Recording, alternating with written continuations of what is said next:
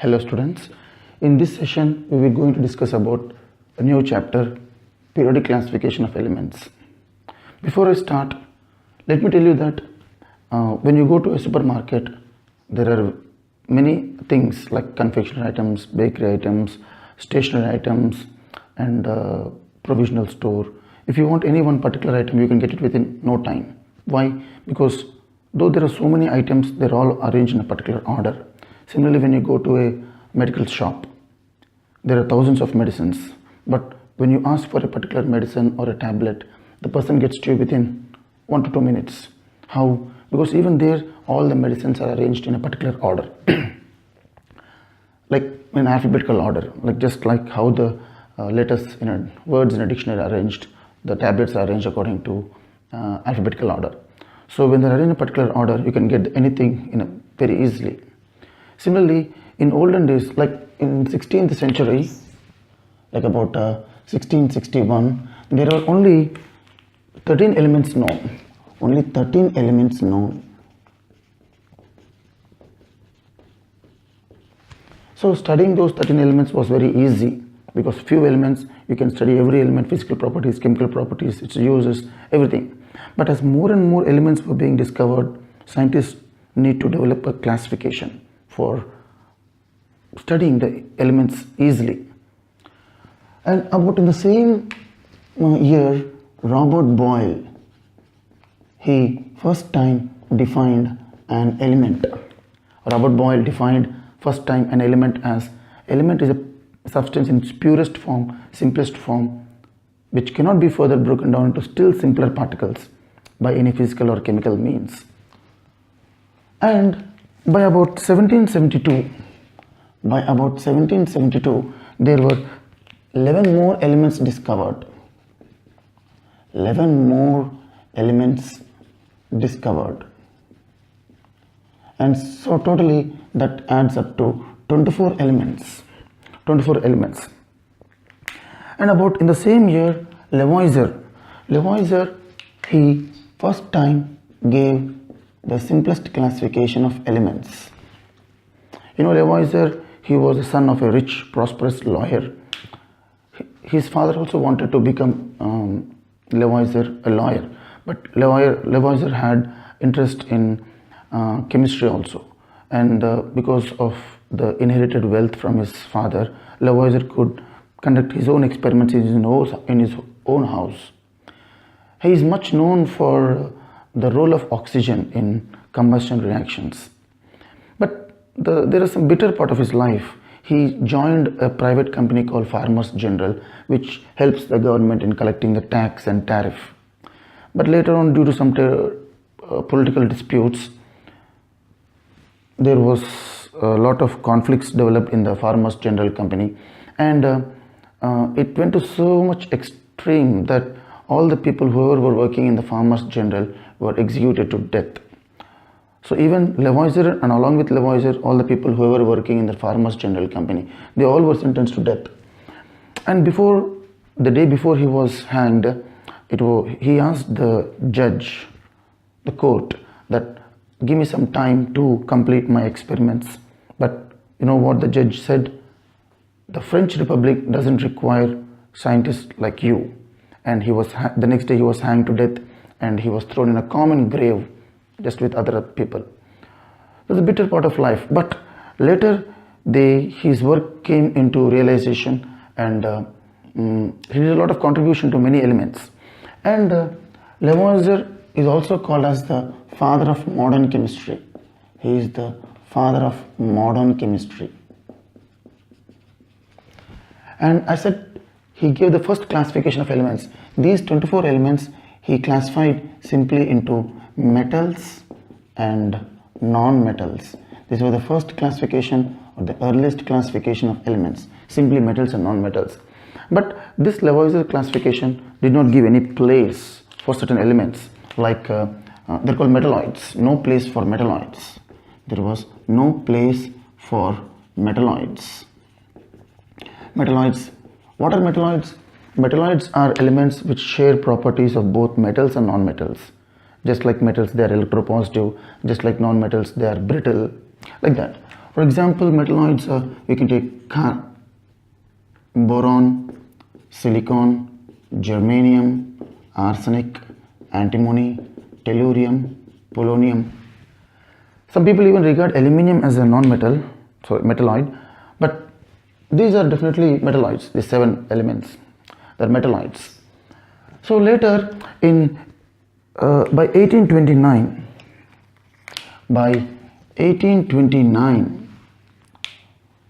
a German chemist, Dobereiner, he proposed a new law called as Dobereiner Law of Triads. Dobereiner, he proposed a new law called Dobereiner Law of Triads. What is a triad? Triad is a group of 3 elements which have similar properties and which are arranged in a particular order of increasing or decreasing order of atomic weight. Dobereiner, he made many such triads. All these 24 elements, whatever were known during his period, he organized them into triads, and he proposed a law for the triads called the Dobereiner Law of Triads. What does this law state? The Dobereiner Law of Triads states that when 3 elements of similar physical and chemical properties are selected and arranged according to increasing or decreasing order of atomic weight, the average of atomic weight of first and third element is equal to the atomic weight of the middle element. For example, let's take a simple triad. Lithium, sodium, potassium is one triad. What is the atomic weight of lithium? It's 7. Atomic weight of potassium, it's 39. And what is the average of these 2 atomic weights? 7 plus that 9 by 2, that's 46 by 2, and that is 23. And yes, sodium atomic weight is also 23. That's the most important characteristic feature for triad. So the average of the atomic weight of first and third element is equal to the atomic weight of the middle element or the second element. Many such triads he made, like for example, chlorine, bromine, iodine, this is one triad. Sulfur, selenium, tellurium, this is one triad. Manganese, chromium, iron, this is one triad. Even calcium, strontium, barium, this is one triad. There are many such triads, but there are some limitations. What are the limitations? All the elements, these 24 elements, whatever were known, did not find a place in all the triads. I mean, there were some elements which were not classified into any triad. They were left unclassified. So this law was not valid, and also the law is not valid for elements of very low atomic weight or of very high atomic weight. For example, take fluorine, chlorine, bromine. Fluorine atomic weight is 19 and bromine atomic weight is 80. And what is the average of this both? 19 plus 80 by 2, that's 99 by 2, and that's 44.5. But is chlorine atomic weight 45.5? 44.5? No, it's 35.5. So like this, this law is not valid for certain elements. Certain elements meaning elements of very low atomic weight and elements of very high atomic weight. And one more drawback is that with advancement in science and technology, with development of new sophisticated instruments, scientists could accurately determine the atomic weights of elements. And that atomic weight which was accurately determined was very far enough from the atomic weight calculated from the law by this rule. There's a large difference in the atomic weight. So this law became no longer valid. And then by about 1865, there were almost about 63 elements discovered. There were totally about 63 elements discovered. And by about in the same period, a rich industrial chemist called Newland, he proposed a law called as Newland Law of Octaves. Newland Law of Octaves. Newland Law of Octaves. What is this? What is an octave? Octave is actually a set of 8 musical notes. 8 musical notes. And what does this law state? The law states that when elements are arranged, all the 63 elements, when they're arranged according to increasing order of atomic weight, then the physical properties and chemical properties of the first element are similar to that of the eighth element, just like how the first musical note and the eighth musical note is a repetition in an octave music. See, one thing let me tell you about octave music. In Indian system, the octave music is sa, re, ga, ma, pa, da, ni. So 1, 2, 3, 4, 5, 6, 7, and the eighth note is again the repetition of sa in Indian system. If you look at in Western system, the octave music is do, re, mi, fa, so, la, ti, 1, 2, 3, 4, 5, 6, 7, and eighth note is again do. So like this, the first note and the eighth note are a repetition in any octave music. Similarly, the first element and eighth element have similar properties. So the Newland Law of Octave states that when elements are arranged according to increasing order of atomic weight, the physical properties and chemical properties of the first element are similar to that of the eighth element, just like how the first musical note and the eighth musical note are a repetition in an octave music. Actually, when he proposed this law, it was actually rejected. The Royal Academy of Sciences, they rejected this law. His seniors also rejected this law. They said that how can you compare the properties of elements with just that of music? Better you compare with some other things. So they laughed at him actually. They rejected this law. They didn't accept. The seniors and their co-fellows, they all rejected this law. And it also had a lot of drawbacks, this law also. Newland, he made a table, his own Newland periodic table. It also consists of 7 horizontal rows called as periods and 8 vertical columns called as groups.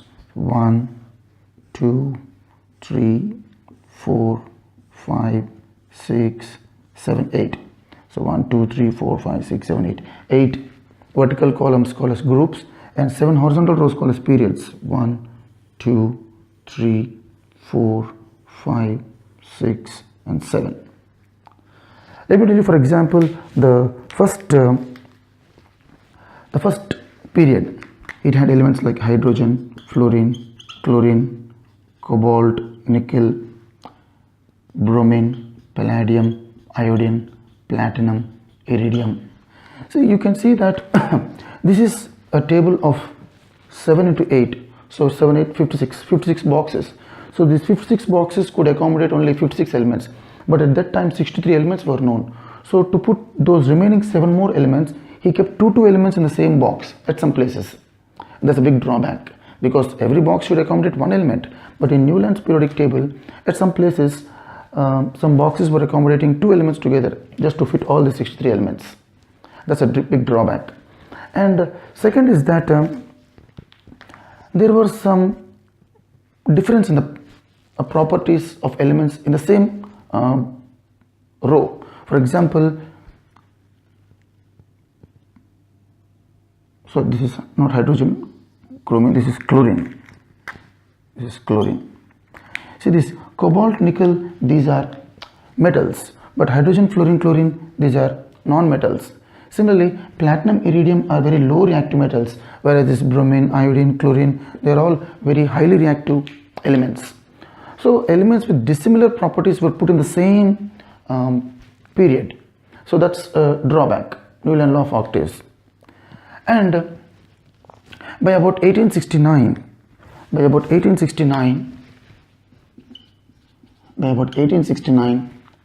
very great chemist,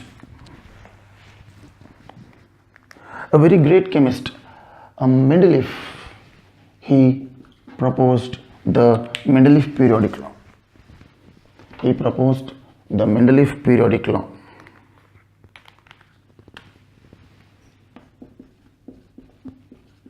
He proposed the Mendeleev periodic law. Mendeleev periodic law is also called as short form periodic law. And what does this law state? See, Mendeleev, he was in Russia. So living in Russia has a very sobering effect because of the climate. You can think it of as an open prison. And Mendeleev, he made a lot of contributions to periodic tables. Even Mendeleev periodic law, he restricted his table to atomic weights, the concept of atomic weights.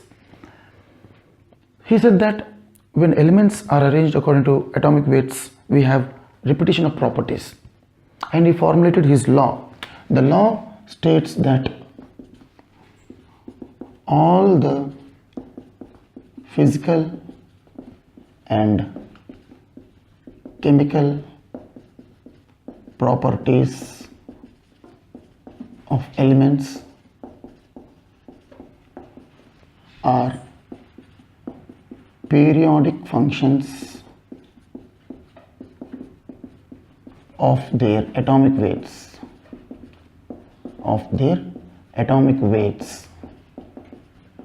So this is a very important concept.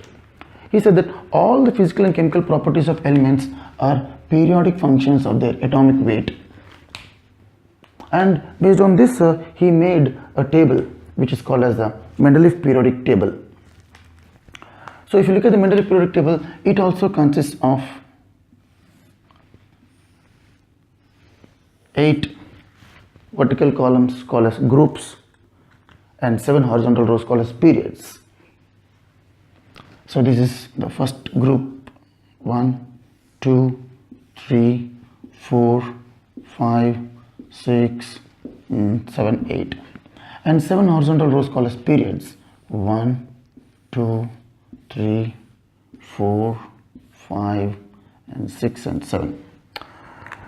These groups, he named them in Roman numerals as first group, second group, third group, fourth group, fifth group, sixth group, seventh group, and eighth group.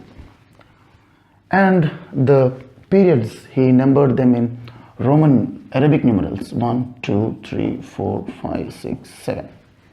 And every group he again subdivided into 2 subgroups, A and B. I'm not writing for everything, I'm just writing as A, B, A, B, A, B, A, B, A, B, and A, B. Like that. He divided into some subgroups. This was the Mendeleev periodic table. I'm not writing all the elements here because we can't memorize all these elements. Anyhow, so it was divided into 8 vertical columns called as groups and 7 horizontal rows called as periods. So Mendeleev, when he was constructing this periodic table, he left some empty boxes here and there. Just to accommodate any elements which could be discovered in the future, because gradually the number of elements discovered were increasing. So to accommodate any elements which could have been discovered in the future, he left some empty boxes. Like for example, at one place he left a box and named it as Eka boron, and at another place he left a box and called it as Eka aluminium. At another place he left a box and called it as Eka silicon. Like that. See, Mendeleev was so fascinating that elements which were not at all discovered at all during his lifetime, he predicted their existence. He left some boxes and he also predicted their names also. And more fascinating, he even predicted their properties. He even predicted their atomic weights. Because elements which were not at all existing at that time, giving them some name, predicting their properties like atomic weights is really very wonderful. And not only that, he also corrected some atomic weights which were wrongly known during his period. This Eka boron was later discovered to be scandium. This Eka aluminium was later discovered to be gallium. This Eka silicon was later discovered to be germanium. And all their elements, he also predicted the atomic weights, I said. And he even predicted the properties of those elements. You know what he said about Eka aluminium? He said that this element, Eka aluminium, would melt in the hands of your palm, in the palm of your hands.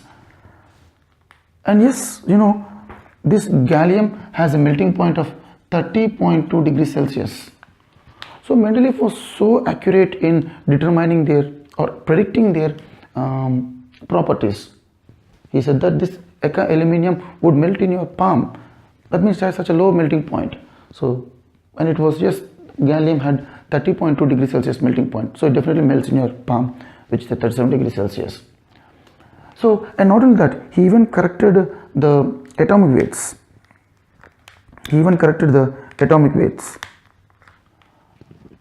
Like for example, he corrected the atomic weights of beryllium, gold, indium, like that. You know what is the formula for calculating atomic weight? Atomic weight is equals to the equivalent weight into valency.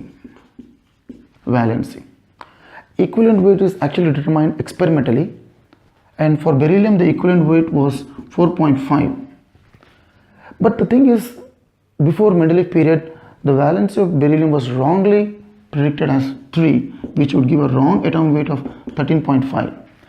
Mendeleev, he changed this valency from 3 to 2, and therefore he got the exact atomic weight 9. So like this, even he corrected the atomic weights of gold and indium also. So Mendeleev could not only predict atomic weights of unknown elements, he even corrected the atomic weights of some unknown elements. Is it clear? And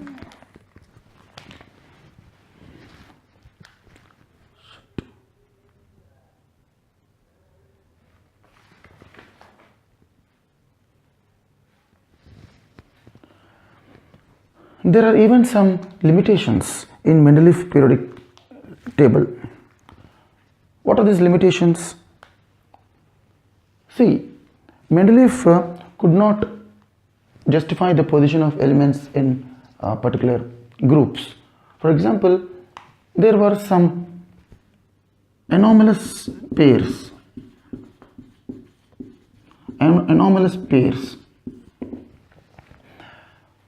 For example, let's think somewhere you have here tellurium and iodine. Tellurium has an atomic weight of 127.6 and this has 126.9 iodine. So iodine is having a lesser atomic weight, it should come first and then tellurium. But Mendeleev, he admitted himself that though tellurium is having a more atomic weight, I am placing this element first and then later iodine, just to justify the correct position of the element in the correct group. I mean, just to see that these element properties are same with other element properties. He called this as inversion. So he admitted his mistake. He admitted that he himself is violating the law of increasing atomic weight. But that mistake was also so much delightful. Why? Because in this modern periodic table also, tellurium is placed first because the atomic number is 52 and iodine is 53. So he accurately interchanged their positions, and also elements in the same group were having dissimilar properties. Like for example, here you have lithium, sodium, potassium, which are very highly reactive metals. But in the same first group, you even have copper, silver, gold, which are very low reactive metal. So more reactive metals and less reactive metals, they were placed in the same first group. That's a drawback, because elements in the same group should have the same properties. And also, for example, if you look at this fifth group, you have manganese and chlorine. Manganese is a metal and chlorine is a non-metal. How can you place both these in the same group? So like that, there were some different elements placed in the same group. So like this, there were some limitations also. And later in 1913,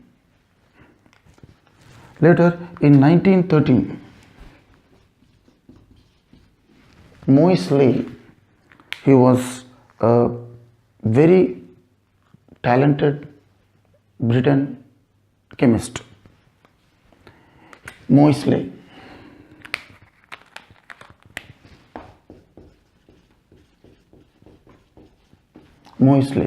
See, I'll tell you something interesting about Moseley. He was born in 1885 and about at the age of 26 years, I think,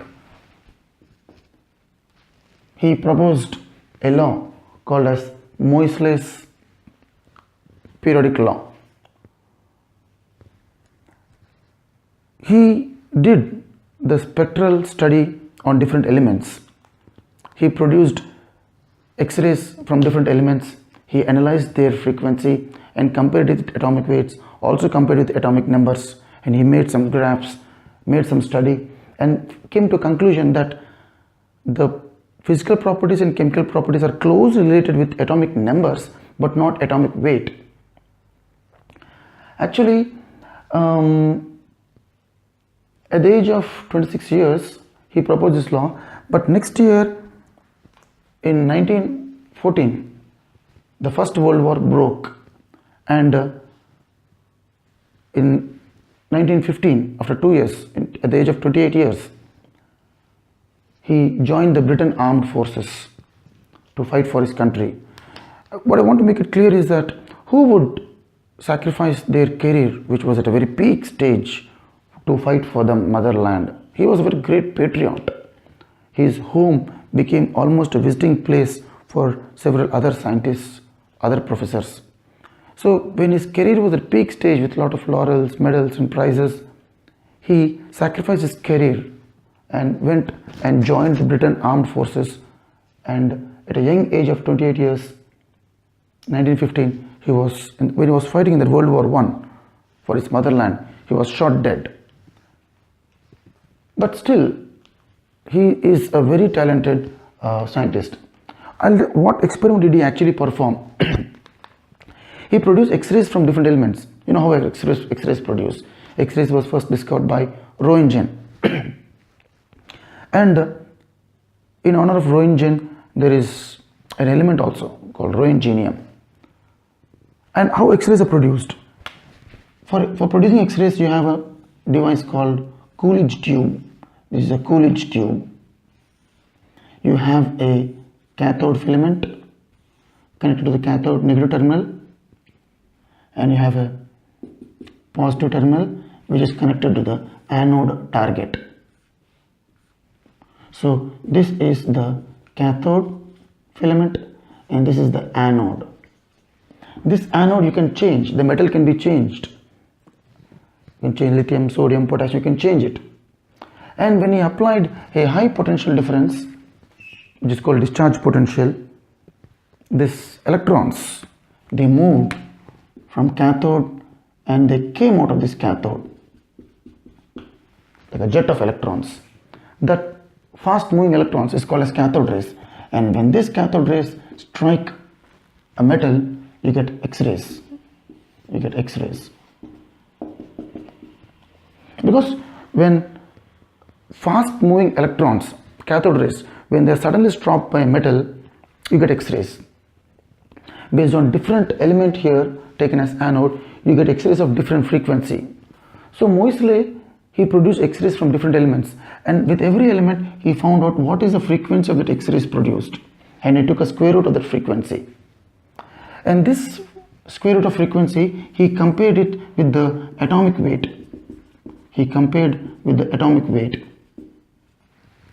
And he got some points like this. It was a perfect straight line, but it was a wavy line.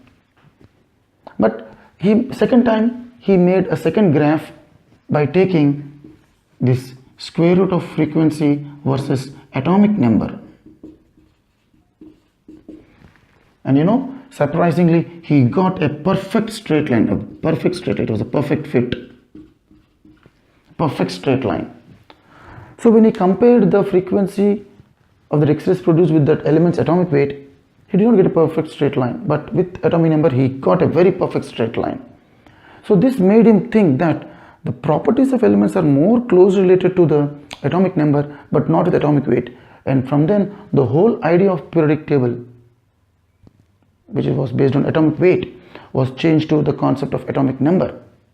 Because you know, the weight of an atom is mostly because of the protons and neutrons. There's a nucleus. Electrons contribute very less mass. 99% of the weight of an atom is just because of the nucleus. And electrons have a negligible mass. They contribute less than 0.1 percentage. So when you consider atomic weight, you are actually referring to the number of protons, and it's not protons which determine the properties of atom. It is the number of electrons. So that's why Moseley, he said that since frequency is exactly directly proportional to atomic number, it's atomic number which actually governs the physical and chemical properties of elements. In that way, he proposed a modern periodic law. This law which he then proposed is called as modern periodic law. And this modern periodic law states that all the physical and chemical properties of elements are periodic functions of their atomic number. Atomic number, not atomic weight, it's atomic number. And based on this law, they have constructed the modern periodic law. But actually there was a revised modern periodic law which states that all the physical and chemical properties of elements are periodic functions of their electronic configuration. But again, electronic configuration is directly known by atomic number. So the